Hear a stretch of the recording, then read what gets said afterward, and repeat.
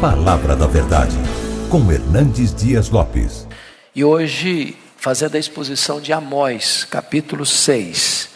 Amós 6, de 1 a 14. Abra sua Bíblia comigo para examinarmos esta passagem. Amós 6, de 1 a 14. Está escrito assim: ai dos que andam à vontade em Sião, e dos que vivem sem receio no monte de Samaria, homens notáveis da principal das nações, aos quais vem a casa de Israel. Passai a Calné e vede, e dali ide a grande Ramate, depois descei a Gate dos filisteus. Sois melhores que estes reinos? Ou será maior o seu território do que o vosso território? Vós que imaginais estar longe o dia mau e fazeis chegar o trono da violência, que dormis em camas de marfim e vos espreguiçais sobre o vosso leito, e comeis os cordeiros do rebanho e os bezerros do cevadouro, que cantais à toa ao som da lira e inventais como Davi instrumentos músicos para vós mesmos, que bebeis vinho em taças e vos ungis com o mais excelente óleo, mas não vos afligis com a ruína de José. Portanto, agora ireis em cativeiro entre os primeiros que forem levados cativos, e cessarão as pândegas dos espreguiçadores.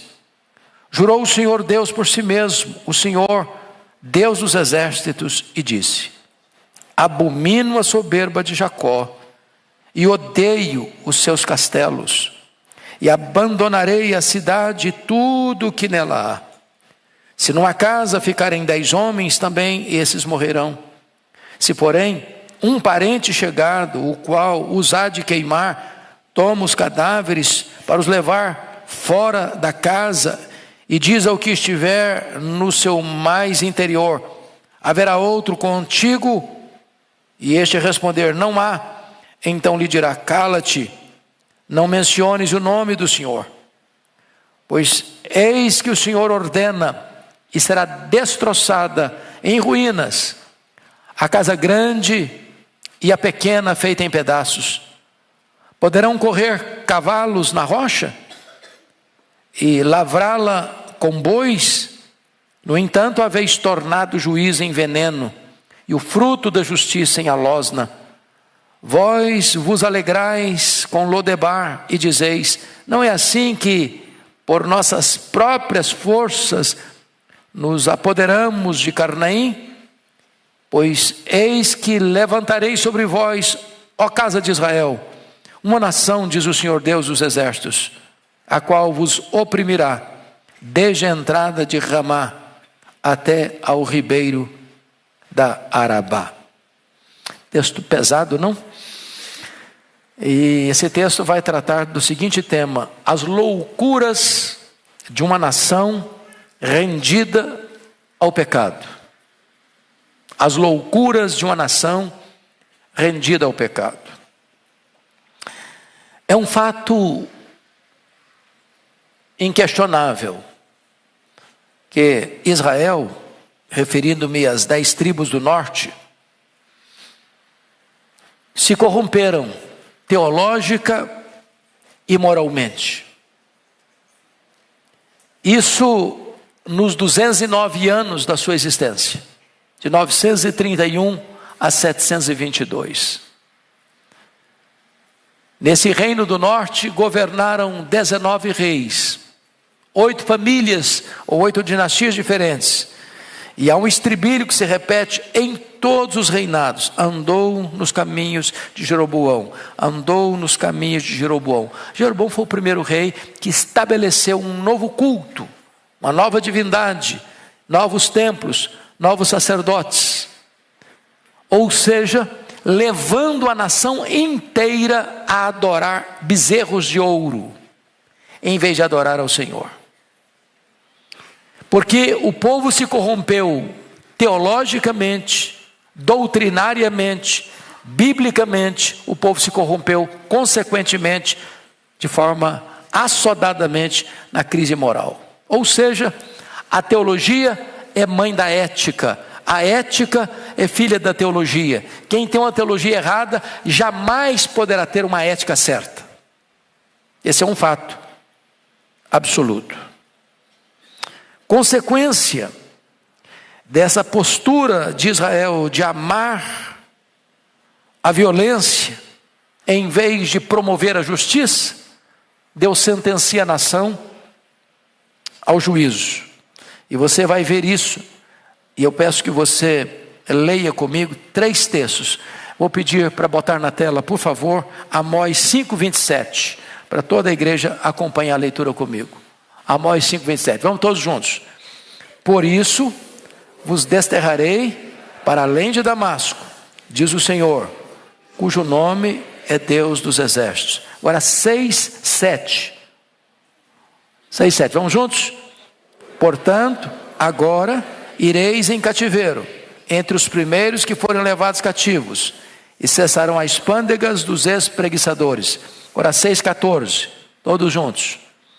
Pois eis que levantarei sobre vós, ó casa de Israel, uma nação, diz o Senhor, Deus dos exércitos, a qual vos oprimirá, desde a entrada de Ramá até o ribeiro da Arabá. Em outras palavras, quem livra o povo é Deus. Mas quem traz disciplina para o povo rebelde é Deus. Em outras palavras, Israel não caiu nas mãos do império assírio, porque esse império era poderoso demais e Israel era fraco demais. Foi Deus quem os entregou. O mesmo acontece com Jerusalém mais tarde.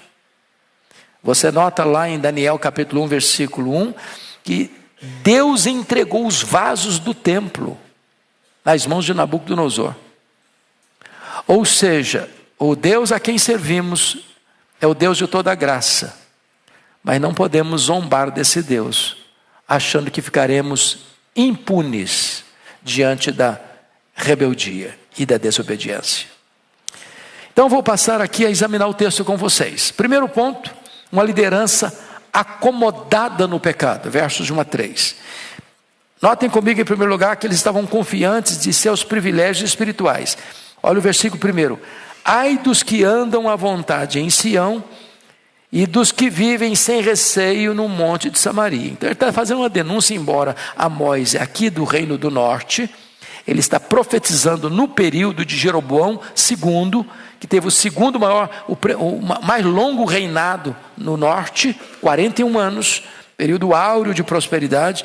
Eles estavam também vivendo de maneira tranquila, à vontade, despreocupados, autoconfiantes, assim como nesse tempo também lá em Judá. Então, preste atenção nisso.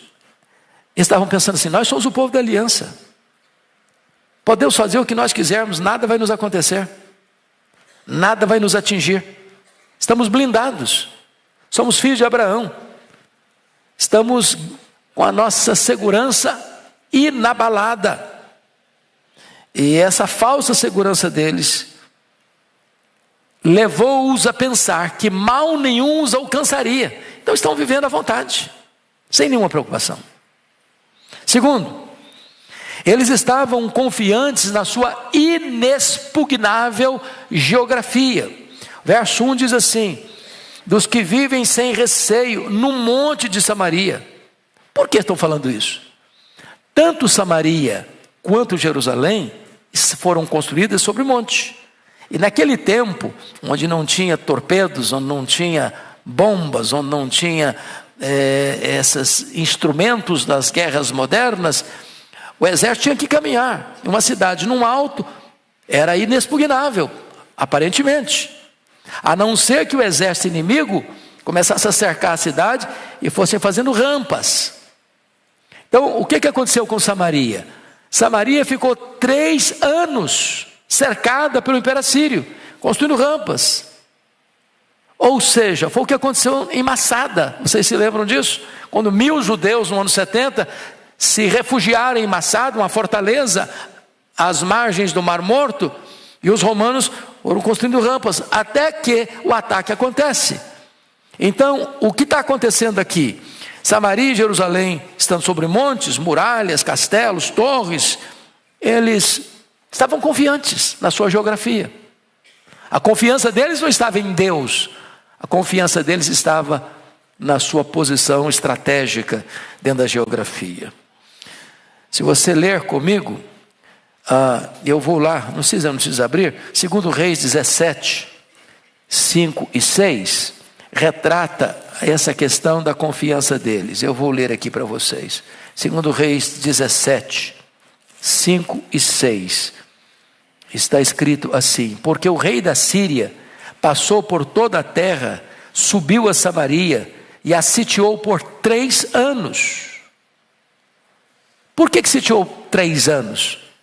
Porque uma cidade amuralhada, no topo de uma montanha, não era fácil de conquistar.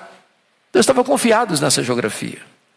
Mas, em terceiro lugar, eles estavam confiantes em sua posição social. Versículo 1 ainda diz assim: ai dos que andam à vontade em Sião, dos que vivem sem receio no monte de Samaria, homens notáveis da principal das nações, aos quais vem a casa de Israel.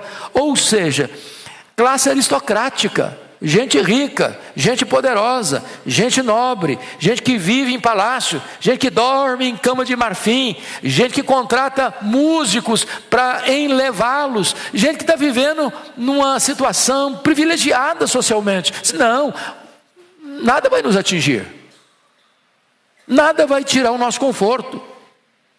Eles estão vivendo como que numa blindagem social.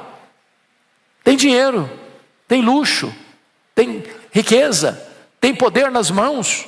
Estavam confiando nisso. Mas mais do que isso, eles estavam confiantes em seus pretensos predicados morais. Veja o verso 2 comigo: passai a Cauné e vede, e dali ide a grande Ramate, depois descei a Gate dos filisteus. Sois melhores do que estes reinos? A pergunta é retórica. A pergunta é retórica. Eles estavam se achando melhores. Aqueles povos caíram, aqueles povos sofreram reveses, porque eles são menores, eles são menos importantes, eles são menos fortes, eles são menos poderosos. Nós não. Quem vai nos atacar? Quem vai nos dominar? Quem vai nos conquistar? Nós temos pedigree, nós temos riqueza, nós temos um legado espiritual. Nada, ninguém vai nos abalar. Eles estavam governados por quê? Por uma presunção.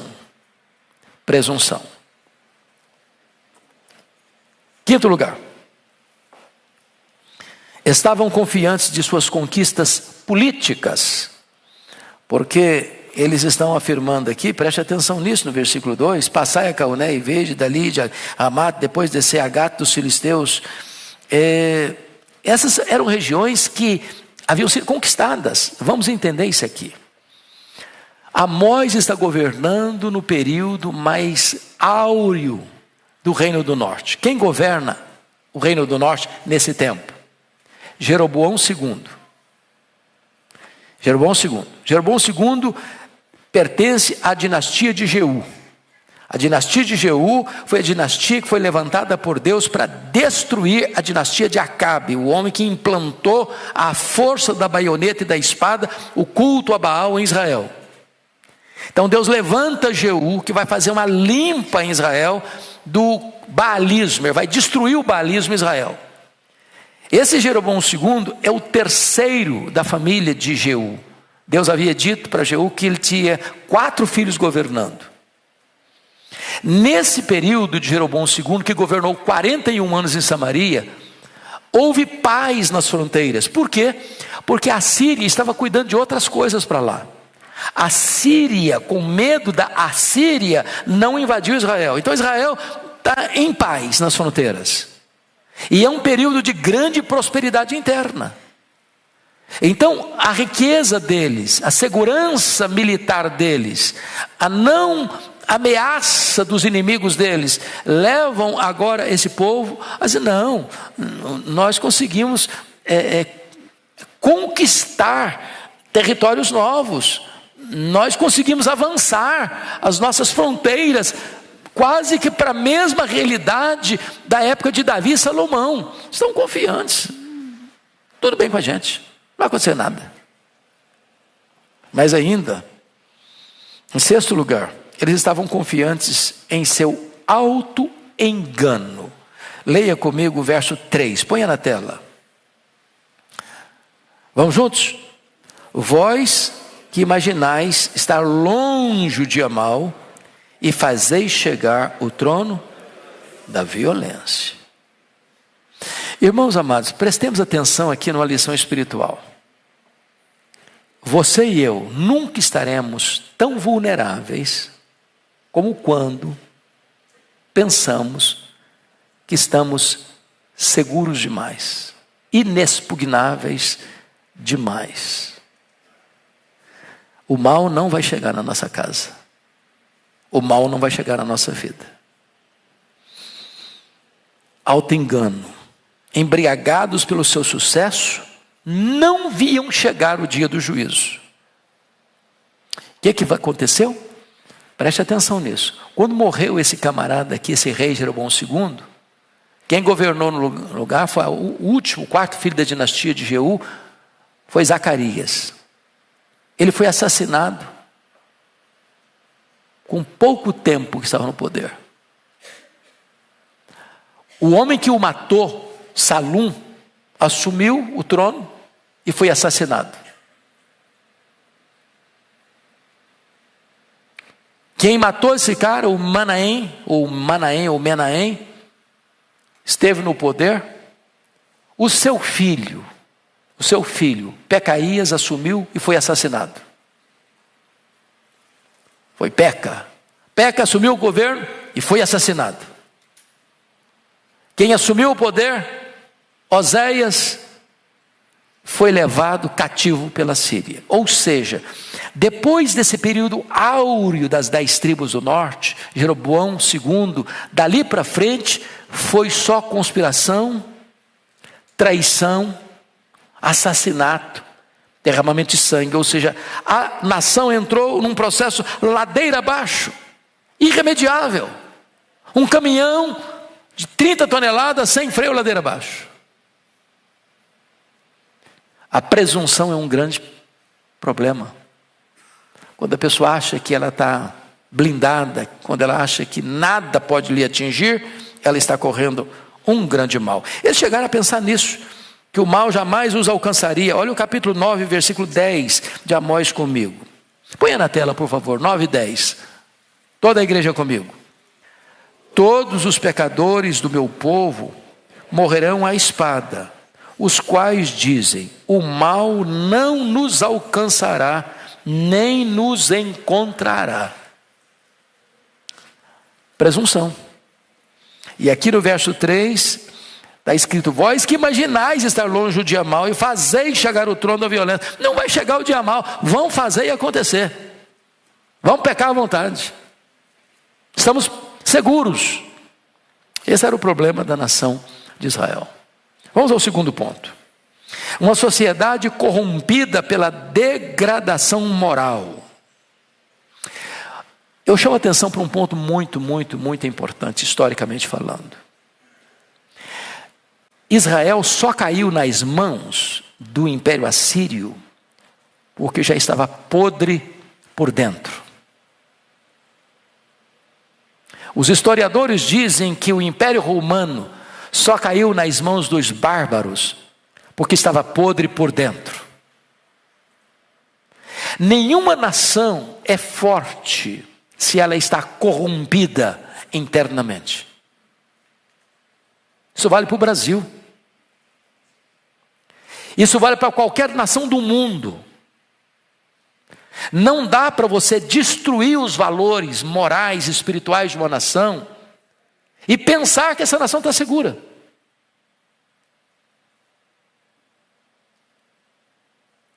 Portanto, promover o mal promover a destruição dos valores morais, promover a desconstrução da família, promover o incremento da falsa religiosidade, é minar as bases, é solapar os alicerces da nação.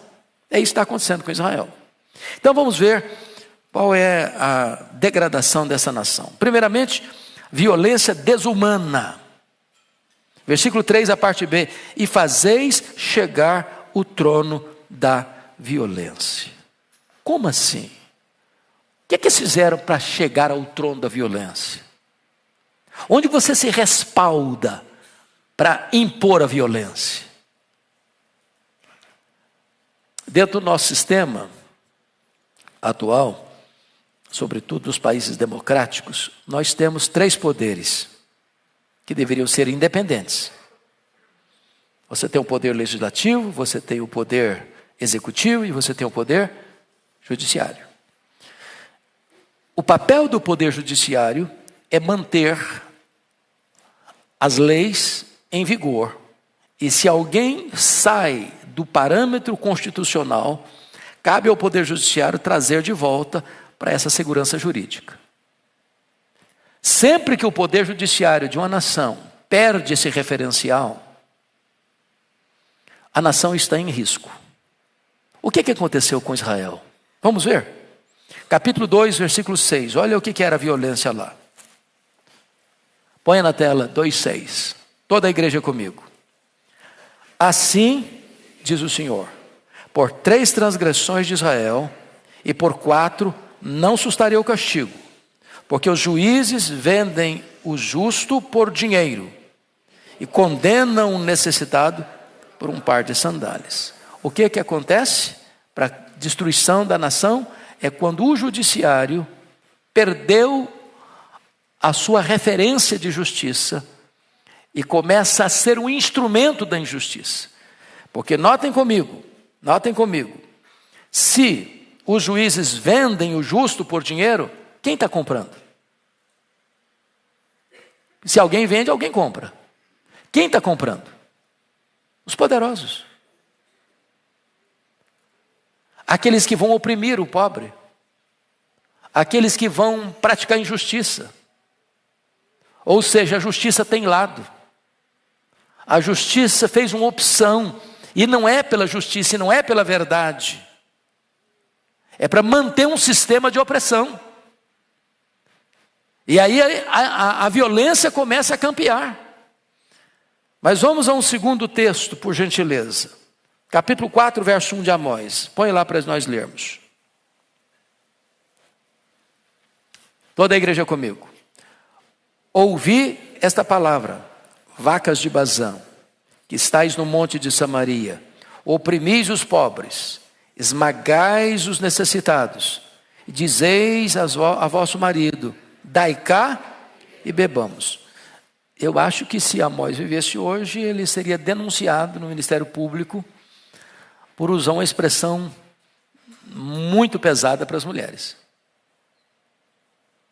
Mas notem vocês que nos bastidores, essas mulheres estão oprimindo os pobres, estão esmagando os necessitados e dizendo ao marido, dai cá e bebamos, ou seja, tome o máximo que você puder, arranque o máximo que você puder, tire o máximo que você puder do pobre, do necessitado, porque nós queremos viver uma vida nababesca, queremos beber, queremos curtir a vida, queremos desfrutar o melhor.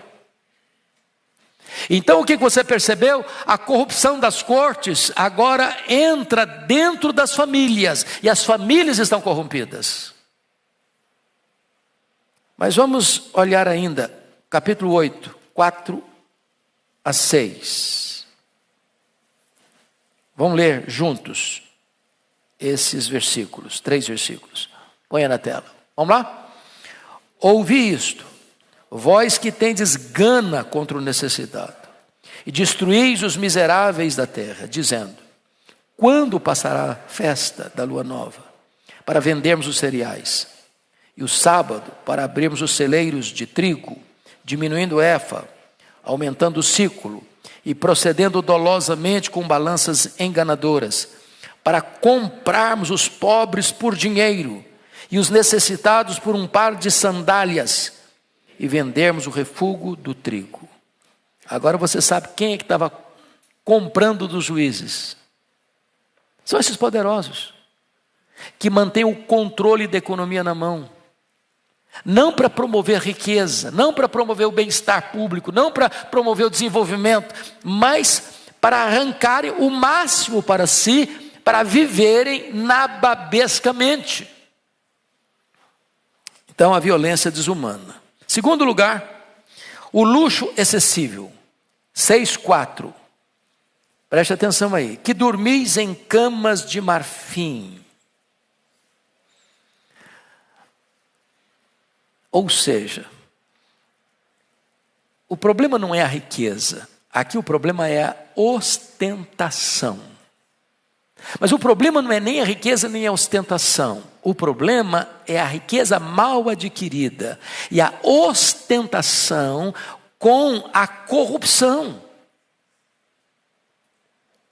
O cara pode até ostentar se o que ele está ganhando é honesto, fruto do trabalho e da bênção de Deus. Não devia ostentar. Mas se ele ostenta e ele não está tomando nada de ninguém, ele não está roubando nada de ninguém, o que ele está usando é fruto do seu trabalho, ok, direito dele. Mas o problema aqui é uma ostentação, fruto de quê? Da violência, da injustiça. Dormir em camas de marfim, às custas dos pobres, oprimidos. Não foi isso que levou à Revolução Francesa? Vivendo os reis em tanto luxo, tanta riqueza, tanta pompa. Chegou uma hora que o povo não aguentou mais. Terceiro, a preguiça extravagante. A parte B do versículo 4 diz assim: e vos espreguiçais sobre o vosso leito. Ou seja, para que trabalhar? Para que ralar? Numa canetada você resolve a sua vida. Numa compra de sentença, você resolve o seu problema da economia. Não só estavam dormindo em camas de marfim, mas se espreguiçando, gostosamente. Para que preocupação? Para que trabalho? Se alguém pode trabalhar e eu pegar o fruto do seu trabalho suado, para que trabalhar se eu posso pegar o dinheirinho suado dos aposentados?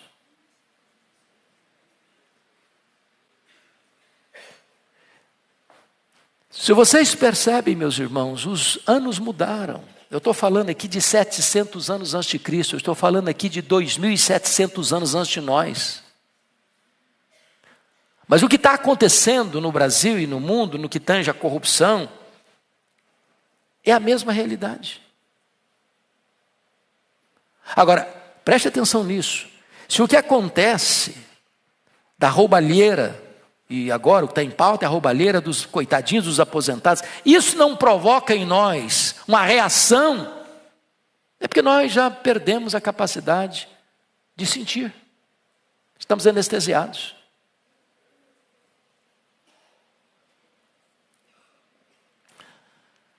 Quarto lugar, glutonaria imprevidente.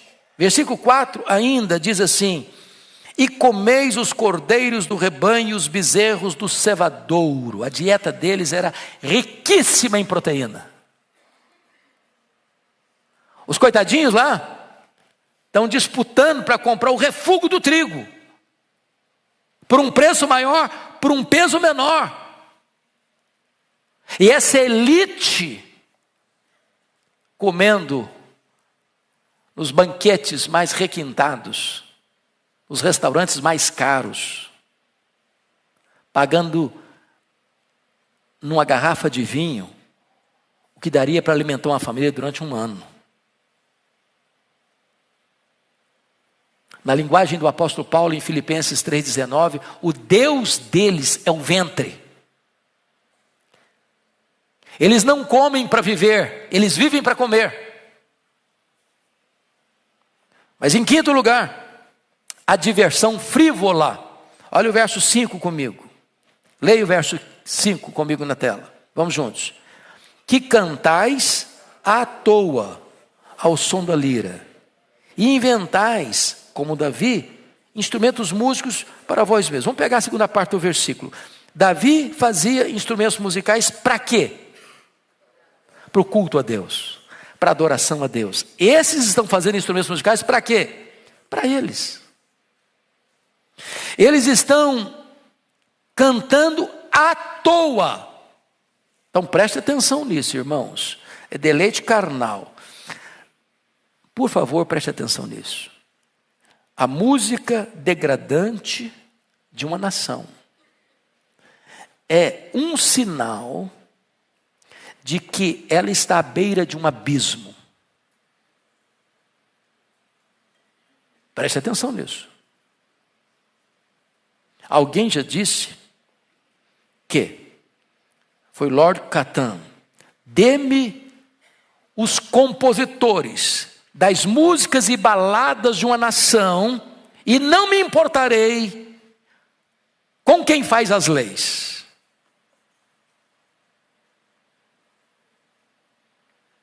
A música vai formatando a cabeça das pessoas. Formatando a cabeça das pessoas.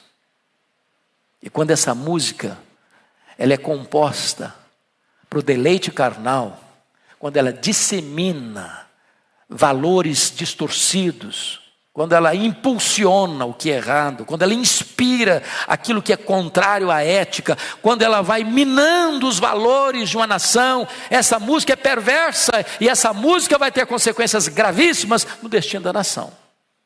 É isso que aconteceu aqui. Sexto lugar,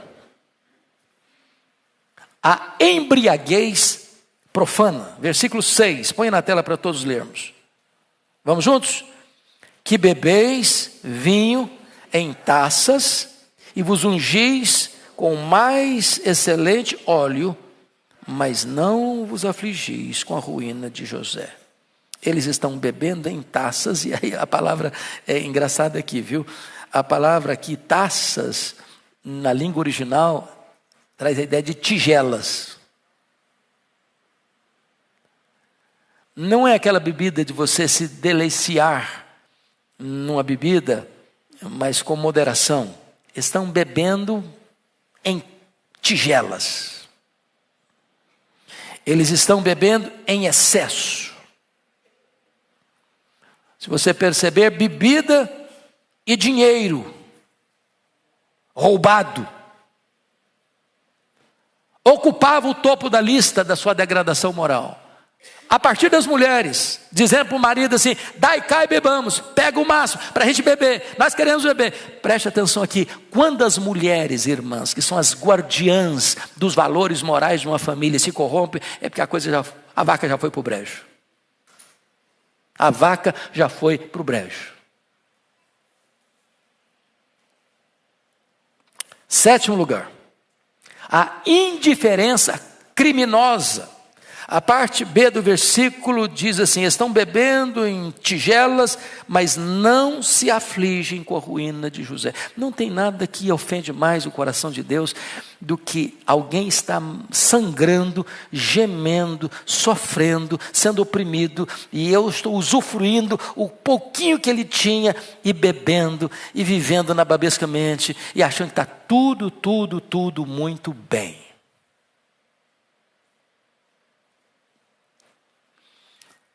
Eu vi um discurso essa semana de uma pessoa dizendo o seguinte: como é que um indivíduo consegue roubar dos velhinhos, dos aposentados, e ir para um restaurante,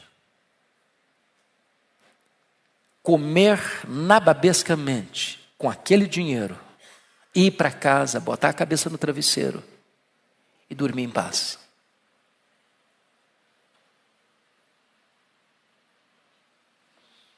Eles faziam isso, e diz a Bíblia que eles não se afligiam com a ruína de José, a ruína do povo.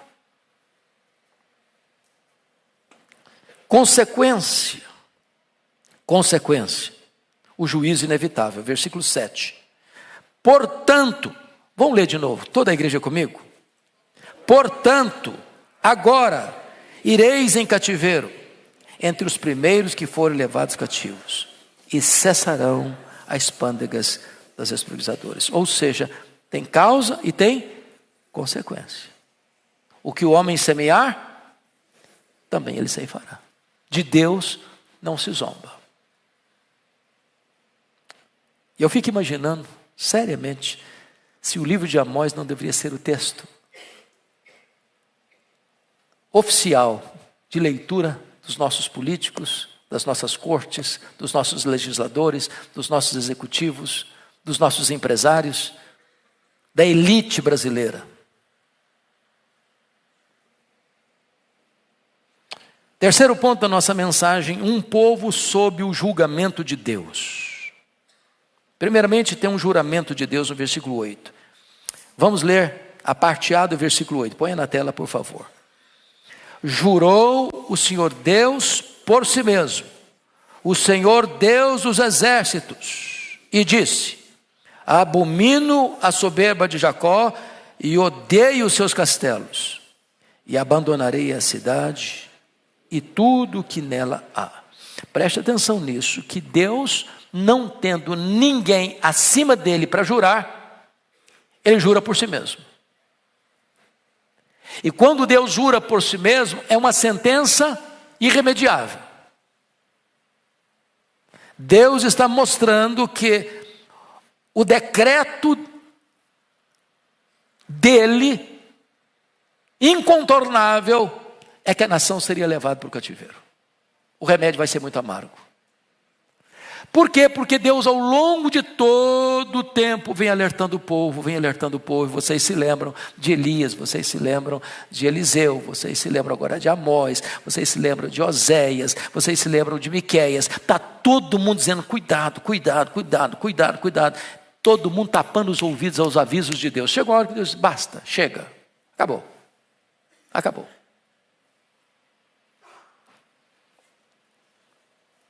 Se você perceber no versículo 8, a parte B, a repulsa de Deus, abomino, odeio. E o que Deus abomina? O que Deus odeia? Preste atenção aí. Deus abomina o quê? A soberba. O que Deus odeia? Os castelos. Por que isso? A soberba é no sentido de que eu vou fazer e eu vou acontecer e nada vai me acontecer. Os castelos, porque esses castelos foram construídos com sangue. Essas casas chiques, essas camas de marfim, essas coisas todas que estão usufruindo, é fruto não do trabalho, mas da exploração, da violência, da injustiça. E Deus está dizendo: eu odeio isso, eu abomino isso. Terceiro, vem o abandono de Deus. No versículo 8, ainda diz assim: e abandonarei a cidade e tudo que nela há. Vamos entender uma coisa soleníssima aqui. Alguém pensa que o maior perigo de uma nação, ou de uma igreja, ou de uma família, ou de uma pessoa, é a presença do diabo? E não é. O maior perigo para uma nação, para uma igreja, para uma família, para uma pessoa, é a ausência de Deus. Quando Deus diz: eu abandono, acabou. E Deus diz: eu vou abandonar. Vou entregar a esse povo a sua própria sorte. E aí está a ruína. Irremediável. Mas o que significa Deus abandonar? Versículo 9 e 10 é a mortandade que assolaria a cidade. Vamos ler versículos 9 e 10, por favor, ponha na tela. Vamos juntos? Se numa casa ficarem 10 homens, também esses morrerão. Se porém um parente chegado, o qual usar de queimar, toma os cadáveres para os levar fora da casa, e diz ao que estiver no seu mais interior: haverá outro contigo? E este responder: não há. então lhe dirá: cala-te, não menciones o nome do Senhor. O que está acontecendo aqui? O que está acontecendo aqui é que o massacre da Síria a Samaria vai ser tal que não vai ter tempo dos mortos serem sepultados. É um juízo avassalador. E aí vem o versículo 11 com a destruição ordenada por Deus. Vamos ler o verso 11 juntos, por gentileza? Pois eis que o Senhor ordena, e será destroçada em ruínas a casa grande e a casa pequena feita em pedaços. Foi o cativeiro. Foi o cerco. E Samaria levou o povo lá para o império deles. E por lá ficaram. O que é que o rei fez? O rei Sargão II, na época, trouxe outros povos que haviam conquistado para essa região de Samaria, para essa região de Israel. E os restantes poucos que ficaram tiveram que agora se relacionar em casamentos de raças diferentes, de línguas diferentes, de religiões diferentes, e formou um povo híbrido que nós chamamos de povo samaritano, que por mais de 700 anos tornaram-se inimigos do povo de Israel, só superando essa crise com o evangelho de Jesus Cristo, que onde entra, quebra muros, constrói pontes e salva vidas. Último ponto desse texto: uma nação sem discernimento acerca de sua perigosa condição. Primeiramente, o profeta vai levantar uma impossibilidade absoluta no verso 12, quando ele pergunta: poderão correr cavalos na rocha? Está usando uma figura rural, porque ele era um cara rural, ele era um boiadeiro, e ele era um colhedor de sicômoros, um agricultor. Então ele não vai usar uma figura da cidade se ele é um cara da região rural. E você sabe bem que cavalo não corre em rocha. Cabrito anda em rocha, mas cavalo não. Correr muito menos. Por que ele usa o cavalo? Porque o cavalo era a maior máquina de guerra da época. Uns confiam em carros, outros em cavalos. Já dizia Davi no Salmo. Então ele está dizendo o seguinte: assim como um cavalo não consegue correr na rocha, assim também Israel não terá livramento naquele dia. É impossível o pecado de Israel ficar sem julgamento, como é impossível um cavalo correr sobre a rocha. Mas aí vem uma inversão criminosa. Não é só o cavalo, não. Ele usa outra expressão também: e lavrá-la com boi. Você não lavra a rocha. Você não pega um arado e fala: vou arar minha rocha hoje, vou arar meu pedregal. Não tem jeito, não dá certo, não funciona. Mas aí vem uma inversão criminosa. Versículo 12, parte B. No entanto, haveis tornado o juiz em veneno e o fruto da justiça em alosna. Sabe o que ele está dizendo? Esse povo, essa liderança, essa elite, essa governança, tornou a vida do povo um inferno. O que é alosna, gente? É coisa amarga, intragável, difícil. Eles fizeram exatamente isso aqui no texto. Preste atenção nisso. No entanto, haveis tornado o juízo. O juízo é o que? É justiça. A justiça. Mas a justiça foi tão corrompida, os tribunais foram tão corrompidos, os poderosos estavam tão no controle da situação, os pequenos, os pobres, os indefesos, os inocentes estavam tão oprimidos, que a justiça para eles foi uma coisa amarga, intolerável, um veneno para eles. É muito triste quando você perde a confiança ou perde a esperança na justiça. Muito triste. O povo só pode gemer e beber um purgante amargo de alosna.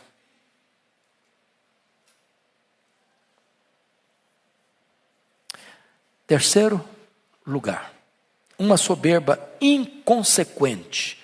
Vamos ler o verso 13, por favor. Põe na tela. Toda a igreja comigo. Vós vos alegrais com Lodebar e dizeis: não é assim que por nossas próprias forças nos apoderamos de Carnaim? A palavra Lodebar são lugares secos. Lá na terra de Mefibosete, onde ele estava, lembra disso? Essa palavra Lodebar significa coisa de nada. A palavra Carnaim significa poder imaginário. E eles estavam achando que eles tinham conquistado esses lugares por suas próprias forças, pelo seu próprio poder, pela sua própria capacidade. E eles estão dizendo isso porque quem está governando agora, como disse vocês, é Jeroboão II. O cara que passou 41 anos no poder, que não enfrentou nenhuma resistência externa. Período em que o país se enriqueceu demais. Mas a riqueza que o país teve não foi uma riqueza distribuída com justiça. Foi uma riqueza acumulada nas mãos dos poderosos, que exploravam os fracos, debaixo da proteção das cortes. E Deus está dizendo com isso que essa soberba deles é inconsequente e não ficará impune. Por isso, vem a conclusão e o fechamento deste capítulo. Um desterro inevitável. Versículo 14. Põe na tela para todos lermos. Vamos juntos? Pois eis que levantarei sobre vós, ó casa de Israel, uma nação, diz o Senhor, Deus dos exércitos, a qual vos oprimirá, desde a entrada de Ramá até o ribeiro de Arabá. Então preste atenção nisso. Eu estou falando no período de Jeroboão II. A Síria ainda não é um poderoso império. A Síria está lá. Esse período ainda não está acontecendo. Mas a Síria vai se tornar forte. Vai se tornar um império dominador, expansionista, guerreiro, atroz, violento, sangrento. E o texto vai nos informar que Deus levantará sobre eles, acima deles. E esse reino, essa nação poderosa que Deus vai levantar, o Império Assírio, vai dominá-los e vai oprimi-los.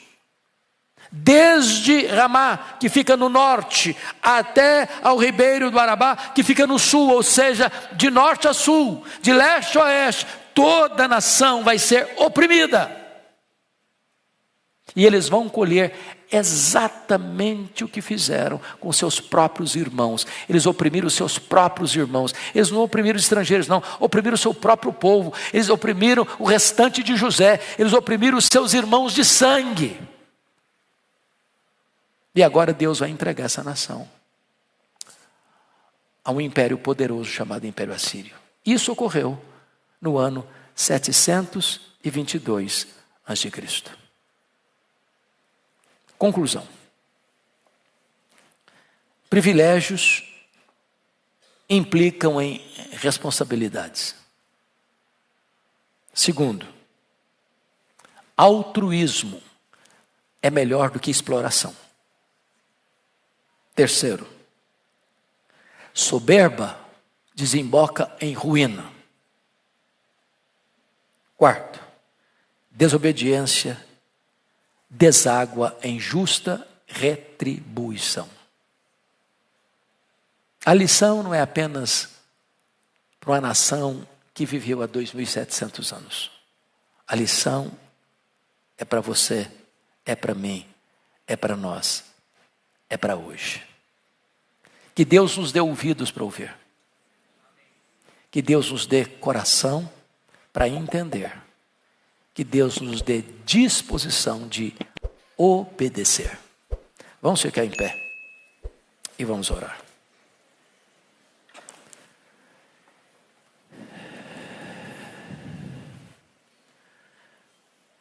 Ó Deus, nós acabamos de ouvir a exposição da Tua palavra, solene, grave, pesada, urgente. Nós não queremos apenas olhar por cima dos muros e apontar o dedo para este ou para aquele. Nós te pedimos que Tu nos dês humildade, para que a trombeta tocando em Sião, esta voz nos alcance, nos advirta, nos exorte, nos corrija e produza em nós verdadeiro arrependimento para a vida. Livra-nos do mal, livra-nos do maligno, livra-nos da soberba, livra-nos da injustiça, livra-nos da violência, livra-nos de uma vida hedonista, livra-nos do pecado e dá-nos, Deus, temor ao Teu nome, para vivermos de modo digno do Evangelho, de forma justa, sensata e piedosa nesta geração. Guarda o nosso coração, livra a nossa família, livra a nossa igreja, livra a nossa nação, meu Deus. Tem misericórdia do Brasil. Nós clamamos em nome de Jesus. Amém.